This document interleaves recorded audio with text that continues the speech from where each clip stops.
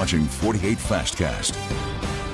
All right, time right now, 7:01. Thanks for joining us for the 48 Fastcast, where we give you all your news, weather, traffic updates in 10 minutes or less. A beautiful start to our Wednesday here. Yeah, you can see the sun shining behind us right now, Eric. I mean, it's going to be a great start to the day. Great start to the day, great finish to the day, too. Let's not rush it. This is beautiful October weather just added to the stretch of days that we've had that have the cool, comfortable mornings and warm, sunny afternoons. And that's coming through Friday and even into the weekend. Saturday morning, Liz Hurley Ribbon Run. Survivors walk at 8:30 is the actual 5K, and temperatures will be mild. A lot of sunshine, too, but the wind will be picking up out of the south and east. And we'll see increasing clouds as we go through the day on Saturday, but some big changes coming. Next weather maker, it's coming in the form of a strong fall cold front, and look what this brings. This brings widespread beneficial rainfall. The problem is, I think we're going to see some strong to potentially severe storms in the mix too. So rain and storms overnight Saturday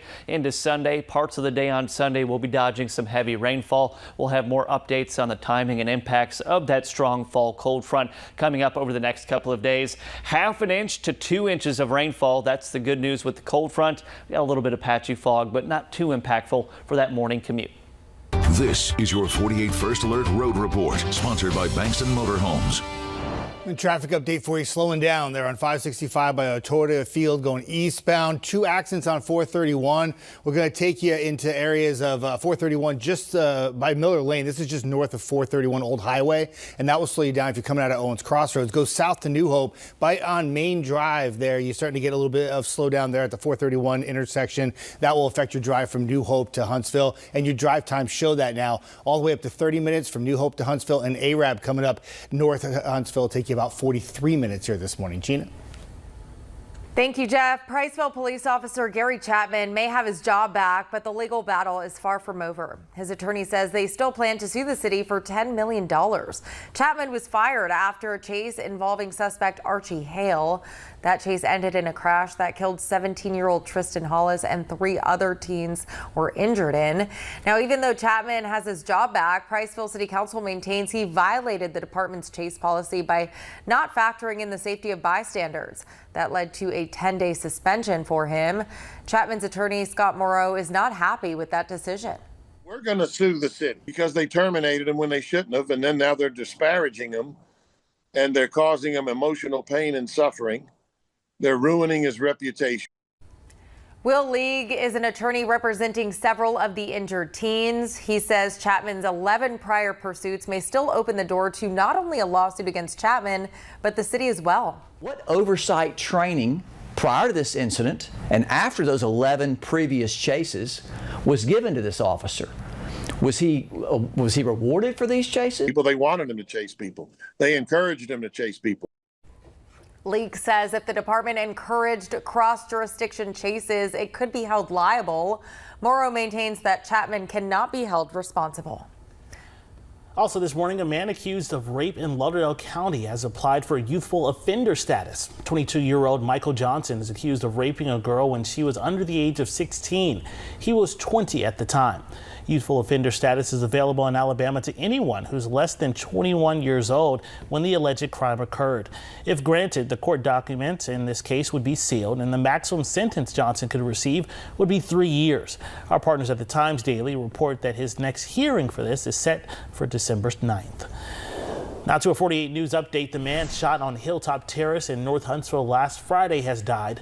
Huntsville police say 59-year-old Randy Reed was shot by a 17-year-old. He was taken to the hospital where he later passed away. Now, 17-year-old suspect has been arrested and is now facing charges of reckless murder. The identity of that suspect has not been released because of their age. A Lauderdale County man will spend the next 30 years in prison for murdering his wife last year. William Chapin received that sentence yesterday after pleading guilty to the 2024 shooting death of his wife, Deborah. The Lauderdale County District Attorney's Office says Deborah was planning to leave him when he killed her. The Chapin's children had a chance to say a few words to their father. They say their mother was a safe place and that losing her is a wound that will never heal.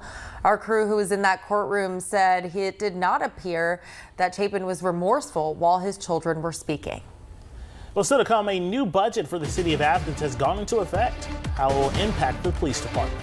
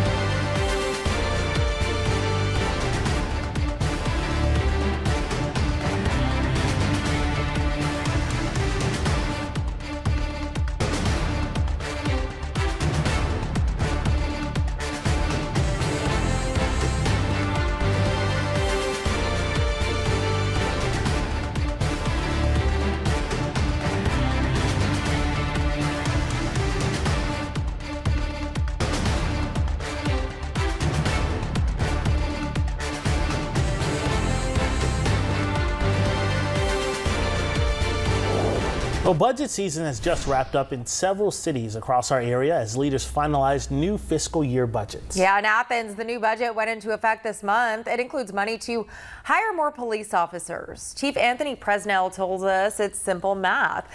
They need more officers to meet the rising population. The council approved the increase in officers on the last day of September when they approved the new fiscal year budget. That includes money for 5 new positions, with which Chief Presnell says is keeping up with projected growth in the city. The population in Athens has boomed over the last several years, and the chief does not expect it to let up anytime soon. Athens City is the second fastest growing city in the state. So the growth is coming, Space Command coming to Huntsville. That's going to bring even more people to Athens. So these additional officers, that's us in the mayor and the council trying to be proactive and keep up with the growth. These positions were just created, so we're told they've not been filled yet. The chief says he expects them to fill up in due time. Now, your first alert weather with meteorologist Eric Burke. Well, good morning, everyone. Happy Wednesday. Cool, comfortable temperatures in the 40s and 50s out the door. We've got a stretch of 80-degree afternoons. A lot of sunshine today and tomorrow. We'll have more clouds building in for Friday. Even the wind starting to pick up by Friday afternoon. Saturday, also nice, but it will be the windiest day of all. High of 84 until that strong cold front comes in. Look at the temperature drop for highs, 84 to 69. Next week, also looking like low to mid 70s with some real cool mornings coming. Wind today out of the north and northeast about 5 to 10 miles per hour. Here are those morning lows, and some of you might not be ready for this, but it's coming eventually. We might even see upper 30s in some locations on Monday, and then we're right back in the mid to upper 40s for morning temperatures. So not frost freeze territory yet, but that is looming. The warm up today, well, it happens pretty quickly. Temperatures will be in the low to mid 80s before you know it. 86, a little bit breezy overnight with those clear skies. Saturday for the Liz Hurley Ribbon Run. Can't stress this enough. That looks good. Morning temps in the low to mid 60s. Windy through the day, and then we're tracking the potential of not only heavy rain, but potentially a couple stronger storms coming Saturday night into Sunday. All right, well, it looks like some great weather for today. So if you're heading out this morning, make sure that you just enjoy the day while you can. Have a good one.